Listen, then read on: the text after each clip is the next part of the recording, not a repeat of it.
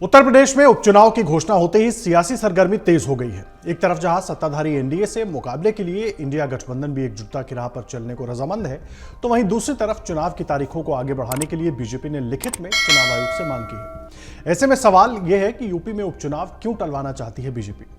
चुनाव आयोग को चिट्ठी लिखकर तारीख बढ़ाने की मांग की वजह क्या है, इन सवालों के जवाब जानने से पहले आप ये जान लीजिए कि यूपी में एनडीए को शिकस्त देने के लिए दो लड़कों की जोड़ी ने क्या प्लान किया है। दरअसल हरियाणा में खाली हाथ रहने के बावजूद सपा यूपी में कांग्रेस के साथ आगे बढ़ना चाहती है।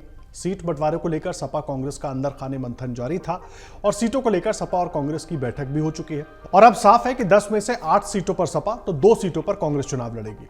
सपा मुखिया अखिलेश यादव ने गाजियाबाद और खैर विधानसभा सीट कांग्रेस के लिए छोड़ दी है, तो वहीं इस पर कांग्रेस के प्रदेश अध्यक्ष अजय राय का कहना है कि उन्हें अभी इस बारे में कोई जानकारी नहीं है।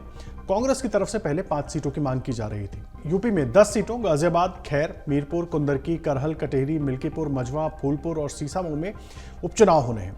इसमें मिल्कीपुर छोड़कर बाकी 9 सीटों पर चुनाव का कार्यक्रम घोषित कर दिया गया है। सपा ने करहल, कटेहरी, मिल्कीपुर, मझवा, फूलपुर, मीरापुर और सीसामऊ के लिए उम्मीदवार घोषित कर दिए हैं। कुंदरकी के लिए भी जल्द चेहरा तय हो जाएगा। देखिए, 6 सीटों पर सपा उम्मीदवार पहले ही घोषित कर चुकी थी। हालांकि आपको बता दें कि समाजवादी पार्टी ने यूपी में होने वाले उपचुनाव के लिए 6 सीटों पर उम्मीदवारों की घोषणा पहले ही कर दी थी। पार्टी ने करहल विधानसभा सीट पर तेजप्रताप यादव को उम्मीदवार बनाया है। इस सीट से सपा अध्यक्ष अखिलेश यादव विधायक चुने गए थे, पर सांसद बनने के बाद सीट खाली हो गई थी।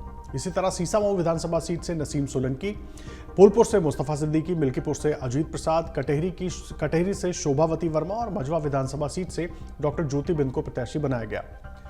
और अब आपको बताते हैं कि यूपी में आखिर उपचुनाव क्यों टलवाना चाहती है बीजेपी, यानी कि उपचुनाव की तारीख क्यों बदलवाना चाहती है।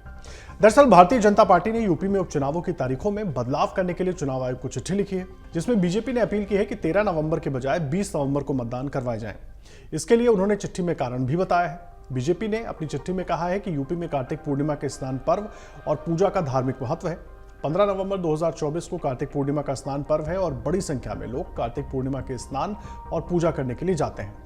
इसके साथ ही कुंदरकी, मीरापुर, गाजियाबाद और प्रयागराज में कार्तिक पूर्णिमा के अवसर पर मेले में शामिल होने के लिए लोग 3-4 दिन पहले ही चले जाते हैं। कार्तिक पूर्णिमा के कारण बड़ी संख्या में मतदाता वोटिंग से वंचित हो जाएंगे और आयोग का भी मानना है कि प्रत्येक मतदाता का 100% मतदान करवाया जाए। ऐसे हालत में 100% मतदान संभव नहीं है और इसलिए उपचुनाव की तारीख 13 नवंबर की जगह 20 नवंबर कर दी जाए। इसी बीच बीजेपी के सहयोगी राष्ट्रीय लोकदल का एक डेलीगेशन राज्य के मुख्य निर्वाचन आयोग पहुंच गया। रालोद नेताओं ने भी 13 नवंबर को मीरापुर विधानसभा सीट पर होने वाले उपचुनाव की तारीख को बढ़ाने की मांग की है।